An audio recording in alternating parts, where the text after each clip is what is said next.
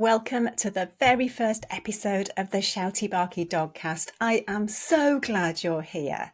Whether you're a first timer or a seasoned caregiver, this podcast is all about helping you and your dog to find calm, connection, and understanding without any fluff, just actionable tips that work. Today's episode is a little pre-season special. We're going to talk about a simple and powerful technique that will be a key tool throughout the show. It's something I like to call sigh it out, a quick breathing exercise that you and your dog can both use to find calm in stressful moments. And this technique is something we'll be using a lot in future episodes, so I wanted to give you a head start. Before we jump in, let me give you the rules of participation for this and future episodes. Number 1, do as much or as little as you feel able. Number 2, you know your dog better than anyone, so listen with your eyes, listen with your ears. And if your dog doesn't want to join in, that's absolutely fine. You can do these activities without them, and everyone will benefit because you'll feel calmer. And number 3, relax and enjoy. And one more thing for this episode, if there is any reason why you shouldn't do a breathing exercise, then please don't do it. You know your health better than anyone too.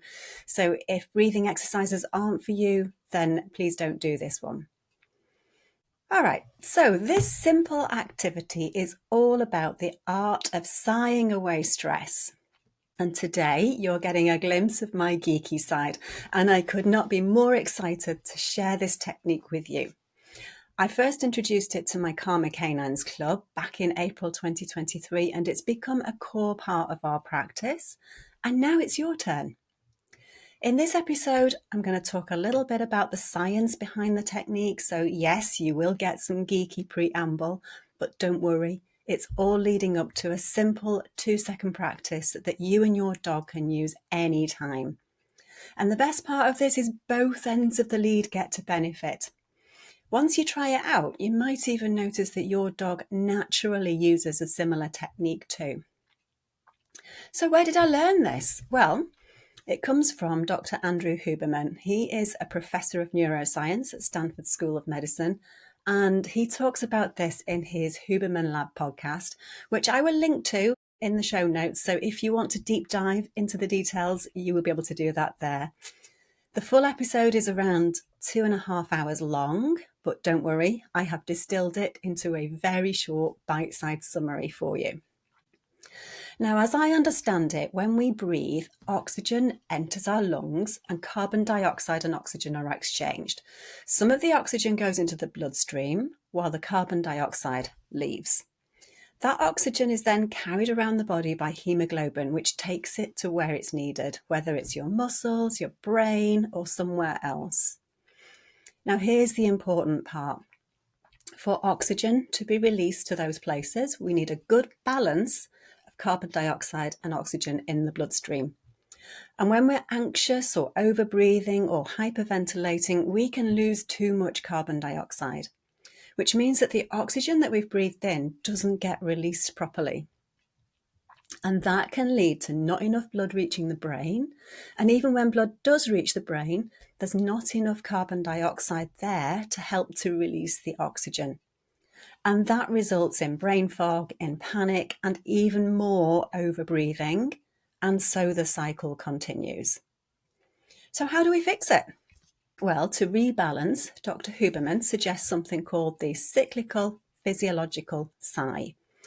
And apparently this is the quickest way to restore that oxygen and carbon dioxide balance and calm your body. Dr. Huberman says that this is more effective at maintaining calm over a 24-hour period than a 20-minute meditation. So here's where we get to try it out. If it's safe for you to do so, I invite you to take a deep breath in through your nose. And at the top of the breath, we're going to snatch a little extra air, and then we're going to sigh it all out through the mouth or the nose, whichever feels more comfortable. So let's give that a try.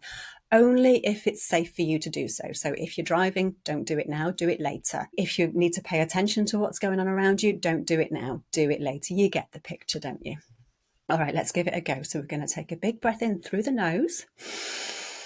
We're going to snatch a bit extra, and then we're going to sigh it all out. And you can sigh it out through your nose or your mouth, whichever feels the more comfortable. So did you give it a try? How did it feel? I would love to hear from you in the comments. If you've got somewhere where you can leave comments, wherever you're listening to this, then pop it in the comments. How did that feel? I would love to hear from you. Okay, now let's see if we can improve that big breath in. So what I want you to do now, if it is safe for you to do so again, so you assess how safe you are to do this. Put one hand on your chest, quite high up on your chest, and the other on your stomach.